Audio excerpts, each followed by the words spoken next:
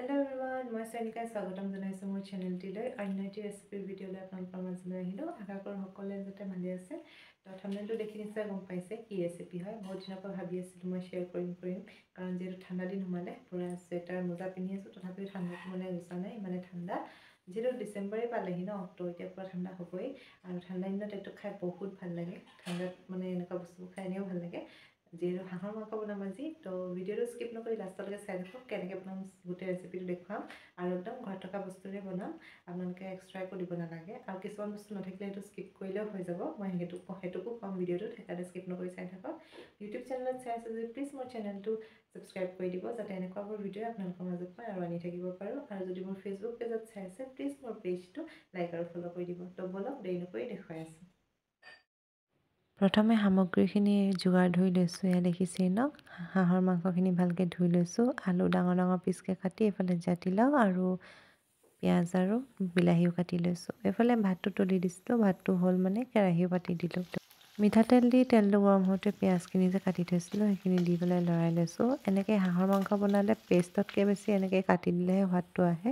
তাৰপিছত খুন্দনিত এইফালে পিচি থৈছিলোঁ মই আদা আৰু নহৰু, তাৰপিছত সেইখিনি দি আকৌ ভালকৈ মিলাই ল'ম। তাৰপিছত যোনটো মই কাটি থৈছিলোঁ বিলাহী এটা সৰু সৰুকৈ, সেইটো দি লৈছোঁ। সেইটো দিও লৰাই ল'ম ভালকৈ।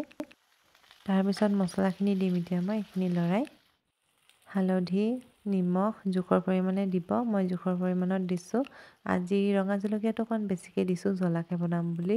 তাৰপিছত মই মিট মছলা দি দিছোঁ। আপোনালোকে নিদিলেও নিদিব পাৰে, মিট মছলা বা বেলেগ মছলা থাকিলেও দিব পাৰে। মই যিহেতু মিট মছলা ইউজ কৰোঁ চবতে, সেইকাৰণে সেইটো দি দিছোঁ। মিক্স কৰি ইয়াত দেখিছেই ন, হেতাখনেৰে এনেকৈ ভাঙি দিছোঁ বিলাহী আৰু পিঁয়াজখিনি, যাতে মিক্স হৈ যাওক, এটা পেষ্টৰ নিচিনা বনি যাওক। সেইখিনি মিক্স কৰাৰ পিছত এইখিনি মাংসখিনি দি দিছোঁ মই। মাংসখিনি দি ভালকৈ আকৌ লৰাই ল'ম। 3 মিনিটমানৰ কাৰণে মই এনেকৈ মিডিয়াম ফ্লেমত লৰাই থাকিলোঁ, যাতে মছলাখিনি পূৰা ইনফিউজ হৈ যাওক মাংসখিনিত। এয়া দেখিছেই ন, এতিয়া ঢাকি দিম মিডিয়াম ফ্লেমত 5 মিনিটৰ কাৰণে। এয়া চাওক 5 মিনিটৰ পিছত ঢাকনিখন উঠাই চালোঁ, পূৰা তেল এৰিছে। আকৌ এবাৰ মিক্স কৰি ল'ম যাতে তলত লাগি নধৰক কেৰাহীখনত। আৰু এইটো সময়তে মই আলু আৰু জাতিলাও কাটি থৈছিলোঁ যে সেইখিনি দি দিম। তাৰপিছত সেইখিনি দিও ভালকৈ লৰাই ল'ম। আৰু এতিয়া অকণমান দিগদাৰ হ'ব, যিহেতু কেমেৰামেনো মই বনাইছোঁ তো দুখন হাতেৰে কৰিছোঁ। অকণমান দিগদাৰ হয়, তথাপিও কৰিছোঁ আপোনালোকৰ কাৰণে বনাম বুলি ভাবিছোঁ যিহেতু ভিডিঅ'জ। এয়া মিক্স কৰি দিলোঁ। মিক্স কৰাৰ পিছত এতিয়া মই ঢাকি দিম 5 মিনিটৰ কাৰণে আকৌ মিডিয়াম ফ্লেমতে।